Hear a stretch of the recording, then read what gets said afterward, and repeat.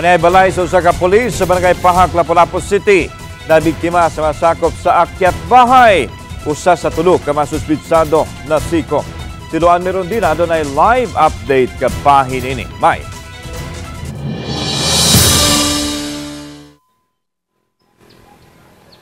Lan tulo ka mga cellphone o kapin sa 30,000 pesos nga cash ang nadagit sa mga suspitsado. Apan ang nasikop nga minor de edad nga suspitsado mibutyag nga dili lang pagpangawat ang ilang tuyo, apan ang pagpanimaw usab ngadto sa pulis. Sa bintana sa CR sa panimay sa pulis, miagi ang duha sa tulo ka mga sakop sa akyat bahay gang. Gitangtang nila ang jealousy ug nakasulod sa nagkadeng dapit sa panimay ug nakuha ang tulo ka cellphone ug ang 30,000 pesos nga savings sa pulis ug sa iyang asawa nga alang unta sa ilang kasal karong Nobyembre. Ang sister-in-law sa pulis ang unang nakamatikod sa mga suspitsado ug misyagit hinungdan nga dali-dali kining miikyas agi balik sa bintana. Saka sila sa mga top, sagasa sila nangabot, suksok na niya. Tuon lang mo surrender niya, gigukod mo na gid ako maayo, gipangita niya. Nitabang sa damo mga silingan, amo to nga nakuha gid ma'am. Ang usa sa tulo ka mga suspitsado naabtan sa pulis nga mitago sa usa sa mga balay sa silingan.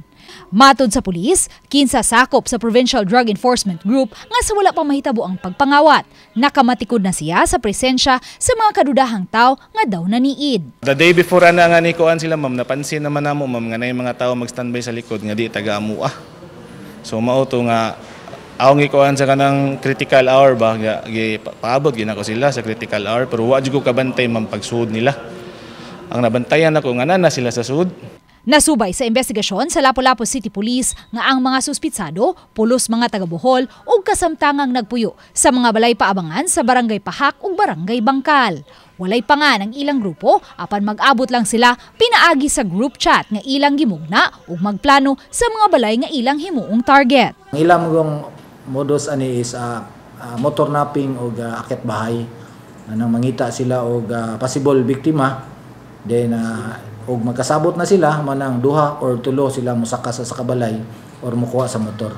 Hinuon na-recover sa pulis ang duha sa tulo ka mga cellphone nga nadagit apan nahanaw gayud ang salapi. Ang minor de edad nga nakwelyuhan sa pulis mitug-an nga dili lang basta pagpangawat ang ilang tuyo kundi pagpanimaw sa pulis. Matod sa 16 anyos nga suspitsado, napusilan sa pulis sa usa ka buy-bust operation ang igsuon sa ilang kauban. Patyon na siya ba kay baslan daw. Baslan mamubalos tong igsuon sa gipatay ni Sir ba. Mangod man daw niya tong gipatay ni Sir. Ug di ko no makuha nila si Sir kato ilang kuan ko no igsuon ug di paano taw pag umangken bitaw. Iyang gitugan nga anaa sa 21 ang ilang mga miyembro sa grupo nga pulos mga taga-Bohol. Paeskwelahon unta siya sa iyang maguwang dinhi sa Cebu apan tungod sa barkada nada siya sa grupo nga nalambigit sa pagpangawat. Okay ba ko nga pulis to siya di ko mo banad to, di ko mo kuyog. Adto na nung ko gamahay pag nibawaan nga pulis. Kaganihang buntag, giduso na ang information sa kasong robbery batok sa minor de edad nga dinakpan ug sa kauban niini nga nakaikyas nga naila sa pangang Jonard Ganda, 21 anyos.